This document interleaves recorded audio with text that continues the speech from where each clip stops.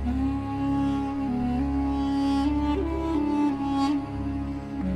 اللہ الرحمن الرحیم۔ السلام علیکم دوستوں، 585 ہجری میں جب حضرت خواجہ غریب نواز رحمۃ اللہ علیہ خواجہ قطب الدین بختیار کاکی رحمۃ اللہ علیہ کے ساتھ مدینہ شریف گئے تو سرکار مدینہ حضور محمد صلی اللہ تعالی علیہ وسلم نے آپ کے خواب میں تشریف لا کر آپ سے فرمایا کہ معین الدین، تم دین کے مددگار ہو، تم اب ہندوستان جاؤ اور وہاں جاہلیت کو دور کر کے لوگوں کو دین اسلام کا صحیح راستہ دکھاؤ۔ راستے میں بہت سارے صوفی اولیاء سے فیض و برکات حاصل کرتے ہوئے اور لوگوں کو اپنا فیض عطا کرتے ہوئے اور دین کا صحیح راستہ دکھاتے ہوئے آپ لاہور تشریف لائے۔ لاہور سے پھر دہلی ہوتے ہوئے اجمیر چلے آئے۔ اجمیر میں اس وقت ایک مندر تھا جو اجمیر کا سب سے بڑا مندر تھا، جو صرف راجاؤں اور رانیوں کی عبادت کے لیے خاص تھا۔ مندر کے پاس ہی ایک تالاب تھا جس کا نام انا ساگر تھا۔ ہندو اس تالاب کے پانی کو انتہائی متبرک خیال کرتے تھے۔ ان کا ماننا تھا کہ جو اس تالاب میں نہا لے گا اس کے گناہ جھڑ جاتے ہیں۔ کہتے ہیں اس مندر میں رات کو اتنے چراغ جلتے تھے کہ رات 3.5 من تیل ان چراغوں میں استعمال ہوتا تھا۔ ارد گرد کے کئی دیہات مندر کے نام تھے، یعنی ان دیہات کی آمدن مندر پر خرچ ہوتی تھی۔ مندر میں ہزاروں ملازمین تھے جن کا کام آنے والوں کی رہنمائی کرنا تھا کہ کون سا خدا بیٹے دیتا ہے، کون سا دیوتا صحت اور تندرستی کا مالک ہے اور کس مورتی کی پوجا سے دولت مہربان ہوتی ہے۔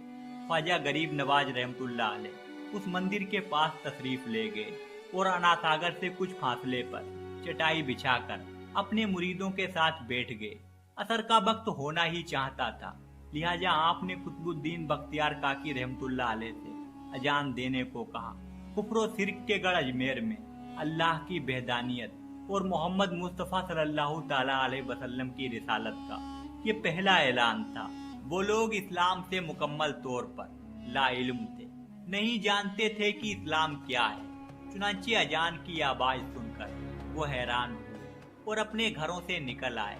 سب مسافروں نے انا ساگر کے پانی سے وضو کیا اور نماز پڑھنا شروع کیا۔ سب ہندو حیران رہ گئے کہ سب بھگوان تو اندر ہیں، تو یہ لوگ میدان میں کس بھگوان کو سجدہ کر رہے ہیں۔ جب شام ہوئی تو راجا کے اونٹ جو دن میں چرنے کے لیے گئے ہوئے تھے اپنے چرواہوں کے ساتھ واپس آنے لگے۔ اتفاق سے جہاں حضرت خواجہ غریب نواز رحمۃ اللہ علیہ اپنے ساتھیوں کے ساتھ بیٹھے تھے وہ جگہ راجا کے اونٹوں کے بیٹھنے کی تھی۔ چرواہوں نے خواجہ غریب نواز رحمۃ اللہ علیہ سے کہا، اٹھو بابا، اونٹوں کے بیٹھنے کی جگہ خالی کرو۔ آپ نے فرمایا، اتنا بڑا میدان پڑا ہے، اونٹ تو کہیں بھی بیٹھ جائیں گے، کیوں مسافروں کو پریشان کرتے ہو؟ وہ نہ مانے، مسلسل اصرار کرتے رہے کہ اونٹ اسی جگہ بیٹھیں گے۔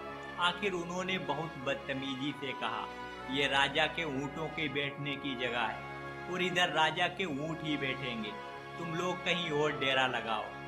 آخر آپ رحمت اللہ علیہ نے اٹھتے ہوئے حضرت قطب الدین سے فرمایا، اٹھو قطب الدین، یہ کہہ رہے ہیں کہ اونٹوں کی بیٹھنے کی جگہ ہے تو چلو اونٹ ہی بیٹھے رہیں۔ یہ کہہ کر آپ اپنے ساتھیوں سمیت وہاں سے اٹھ گئے۔ اگلی صبح جب اونٹوں کو چرائی کے لیے لے جانے کا وقت آیا تو چرواہوں نے اونٹوں کو اٹھانا چاہا تو انہیں پتا چلا کہ اونٹ تو اٹھنے کے قابل ہی نہیں ہیں۔ انہوں نے اونٹوں کو مار مار کر زبردستی اٹھانا چاہا لیکن وہ بیٹھے ہی رہے۔ چرواہے پریشان تھے کہ جو اونٹ ان کے ایک اشارے پر اٹھ کے کھڑے ہو جاتے تھے آج کیا ہوا ہے، کیوں نہیں اٹھ رہے ہیں؟ آخر انہیں یاد آیا کہ کل اس مسافر فقیر نے کہا تھا کہ چلو اونٹ ہی بیٹھے رہیں۔ لوگ اکٹھا ہونا شروع ہو گئے۔ کوئی کہہ رہا تھا کہ فقیر کوئی کامل جادوگر ہے، تو کسی نے خیال ظاہر کیا کہ وہ کوئی بھگوان کا اوتار ہے۔ دھیرے دھیرے بات راجا تک پہنچ گئی کہ ایک مسافر فقیر نے راجا کے اونٹوں پر جادو کر دیا ہے۔ راجا نے خواجہ صاحب کو پیغام بھیجا، تم کیسے فقیر ہو جو بے زبانوں کو باندھ کر رکھتے ہو؟ یہ بیچارے بھوک پیاس سے مر جائیں گے، اس لیے مہربانی کر کے اپنا جادو واپس لے لو۔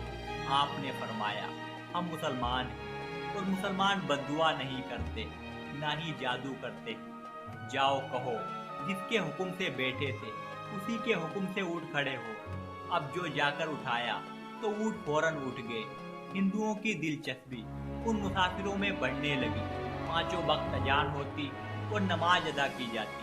आखिर राजा तक ये बात पहुंच गई कि कुछ फकीर आए हैं जो मुसलमान हैं, पांचों वक्त अजान देते हैं और हमारे पवित्र तालाब हाथ मुंह धोकर भ्रष्ट करते हैं, यानी नापाक करते हैं।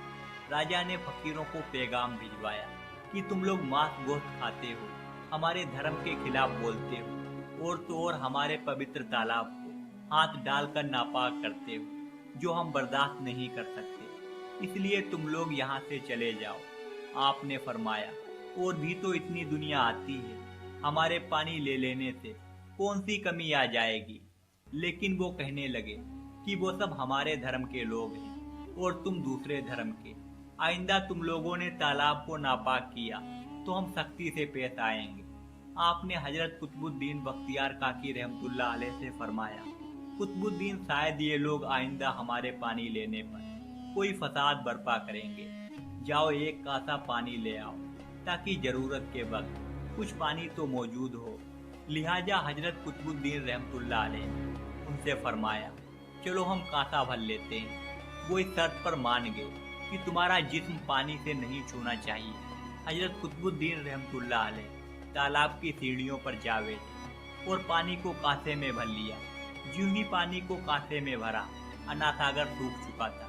गोया सारा अनासागर का पानी कासे में आ गया था।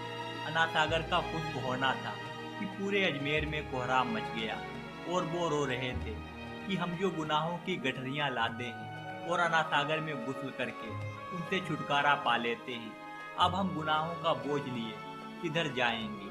सारे इलाके में खबर फैल गई कि मुसाफिर फकीर ने जादू के जोर से अनासागर को खुश्क कर दिया है। राजा इस नई सूरत हाल से बहुत परेशान था।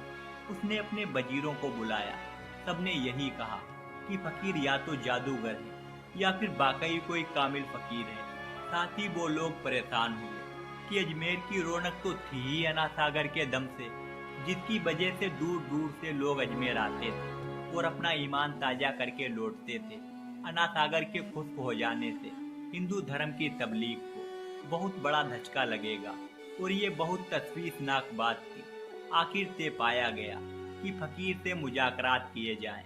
आखिर वो चाहता क्या है?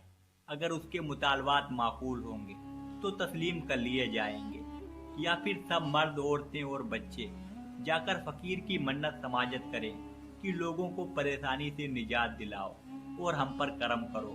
हम पाप का बोझ उठाए किधर जाएं और कैसे सुकून पाएं। ये तजवीज़ ज़्यादा आसान थी। लिहाजा तमाम लोग ख्वाजा साहब के पास आए और बोले, बाबा तुम भी वजू कर लिया करना, लेकिन भगवान के वास्ते हमारा अनासागर हमें लौटा दो। आपने हजरत कुतुबुद्दीन रहमतुल्लाह अलैह से फरमाया, जाओ कुतुबुद्दीन कांसे का पानी तालाब में डाल आओ। ज्यों ही कांसे का पानी तालाब में डाला गया, अनासागर किनारों तक उछल आया। उस पानी ने कई दिलों को धो डाला था। हिंदू कौम की अपनी किताबों में भी हिंदू मौर्रिख इस बात को तस्लीम करते हैं कि उस शाम 32,000 हिंदू कलमा पढ़कर मुसलमान हुए थे। उन हिंदुओं के मुसलमान हो जाने से हिंदू पंडितों और आम हिंदुओं में भी गम और गुस्सा का तूफान उठ खड़ा हुआ था। वो सोच में पड़ गए थे कि फकीर कुछ दिन मजीद इधर रह गया तो देवी देवताओं का नाम लेने वाला भी कोई नहीं होगा। लिहाजा लोगों ने राजा को मजबूर किया कि जल्द से जल्द कुछ किया जाए। राजा ने मंदिर के बड़े पंडित रामदेव को बुलाया और उसे हजरत ख्वाजा साहब रहमतुल्लाह अलैह से मुनाजरा रखकर जल्द से जल्द उन्हें हराने को कहा और अजमेर से बाहर निकाल देने का हुक्म दिया। रामदेव अपने वक्त का माना हुआ पंडित था, जिसकी इल्मी काबिलियत की दूर दूर तक धूम मची हुई थी। उसने राजा को यकीन दिलाया कि वो जल्द ही राजा को कोई अच्छी खबर सुनाएगा। रामदेव ख्वाजा साहब रहमतुल्लाह अलैह के पास आया और उल्टे सीधे सवालात करने शुरू कर दिए। आपने खामोशी इख्तियार किए रखी। जब रामदेव ने हद से बढ़कर शोर मचाना शुरू कर दिया तो आपने उसकी तरफ आंख उठाई और मुस्कुराकर फरमाया, रामदेव तू शोर मचा रहा है और मैं तेरे माथे पर ईमान का नूर चमकता देख रहा हूँ। इस निगाह और इस लहजे में ना जाने क्या जादू था कि रामदेव कदमों में गिर गया और रोते हुए बोला, बाबा जिस धर्म के तुम हो उस धर्म में मुझे भी शामिल कर लो। सब लोग जो मुनाजरा देखने आए थे देखते ही रह गए, हैरान थे, परेशान थे कि ये क्या हुआ। जो खरीदने आया था वो खुद बिक चुका था, जो जीतने आया था वो खुद हार चुका था। पंडित रामदेव आपके हाथों पर मुसलमान हो चुका था। जब राजा को ये खबर मिली कि पंडित रामदेव मुसलमान हो गया तो राजा बहुत परेशान हुआ। उसने जयपाल जादूगर का सहारा लिया जो उसके राज्य का सबसे बड़ा जादूगर था। जयपाल जादूगर अपने शागिर्दों के साथ हजरत ख्वाजा साहब रहमतुल्लाह अलैह से मुकाबले के लिए आया। ख्वाजा गरीब नवाज रहमतुल्लाह अलैह ने जमीन पर एक हिसार बनाया और अपने मुरीदों से फरमाया, इस हिसार से बाहर मत जाना। जयपाल ने आग, सांप और पत्थर हिसार के ऊपर बरसाए, लेकिन वो ख्वाजा साहब को कोई नुकसान नहीं पहुंचा सका। आखिरकार परेशान होकर वो ख्वाजा साहब के कदमों पर गिरा और कहने लगा, हुजूर आप मुझे कलमा पढ़ाकर मुसलमान कर लीजिए। आपने उसे कलमा पढ़ाकर मुसलमान कर लिया और उसका नाम अब्दुल्ला बयाबानी रखा। लोग आपके पास आते और इस्लाम कबूल करते। आपकी निगाह जिधर पड़ जाती फासिक मुत्तकी बन जाता, मुनकिर मोमिन बन जाता। इस तरह जब हर तरफ आपका असर फैलता चला गया तो आपने लोगों को भेजा, अब राजा पृथ्वीराज चौहान को दावते इस्लाम दो। उसने आपकी दावत रद्द कर दी और गुस्से में आ गया और जो लोग दावते इस्लाम लेकर गए थे उनको बहुत मारा। आपके भेजे हुए मुरीदेन वापस आए और कहा उसने बहुत जुल्म किया है। ये सुनकर आप जलाल में आ गए और फरमाया, राजा पथोरा हमने तुम्हें जिंदा गिरफ्तार कर लिया और लश्करे इस्लाम के सुपुर्द कर दिया। उन दिनों सहाबुद्दीन गोरी जो पृथ्वीराज चौहान से बुरी तरह शिकस्त खाकर बैठा था और बार बार अपनी शिकस्त को याद करके रोता रहता था, एक दिन आप उसके ख्वाब में आए और फरमाया, सहाबुद्दीन गोरी हमने तुम्हें हिंदुस्तान की बादशाहत अता कर दी। तो सहाबुद्दीन गोरी अजमेर पर अपनी फौज के साथ हमलावर हुआ और राजा पृथ्वीराज चौहान को शिकस्त हुई। उसे जिंदा गिरफ्तार कर लिया गया। 6 रजब 633 हिजरी को ईसा की नमाज के बाद आप अपने हुजरे में गए और अपने मुरीदों से ताकीद की कि कोई भी मेरे हुजरे में ना आए। वक्ते तहज्जुद तक जिक्र हक की आवाज आती रही और फिर मौकूफ हो गई। फजर का वक्त जब करीब आया तो खादमीन आपके हुजरे के दरवाजे पर आकर अर्ज करने लगे, अस्सलात अस्सलात, लेकिन अंदर से कोई जवाब न आया। बस फजर का वक्त खत्म होने ही वाला था। मुरीदों ने हुजरे में आके देखा तो आप दारुल फना से दारुल बका की तरफ कूच कर चुके हैं। आपके चेहरे मुबारक थे, नूर की सुआएं उभर रही हैं और पेशानी पे नूर से लिखा था, हाजा हबीबुल्लाह बमाता फीहू बिल्ला।